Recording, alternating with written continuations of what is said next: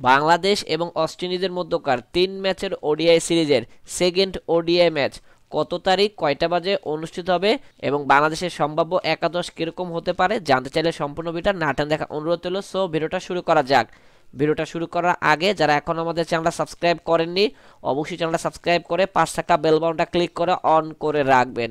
বাংলাদেশের সম্ভাব্য একাদশ ওপেনিংয়ে দেখা যাবে তানজিম হাসান তামিম, তার পার্টনার হবেন সৌম্য সরকার, ওয়ান রাউন্ডে খেলবেন লিটন কুমার দাস, 4 নম্বরে দেখা যাবে আফিফ হোসেন ধ্রুব, 5 নম্বরে খেলবে মেহেদী হাসান মিরাজ ক্যাপ্টেন, 6 নম্বরে খেলবেন জাকের আলী অনেক, 7 নম্বরে খেলবেন মাহমুদুল্লাহ রিয়াদ, 8 নম্বরে দেখা যাবে রিশাদ হোসেন, 9 নম্বরে দেখা যাবে তানজিম হাসান সাকিব, 10 নম্বরে দেখা যাবে হাসান মাহমুদ, 11 নম্বরে দেখা যাবে নাহিদ রানাকে।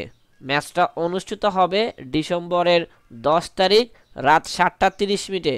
সো দর্শক বন্ধুরা, আপনাদের কি মনে হচ্ছে বাংলাদেশ এই ম্যাচটা জয়লাভ করে কি সিরিজে সমতায় আসতে পারবে কিনা সেটা অবশ্যই কমেন্ট বক্সে জানাবেন।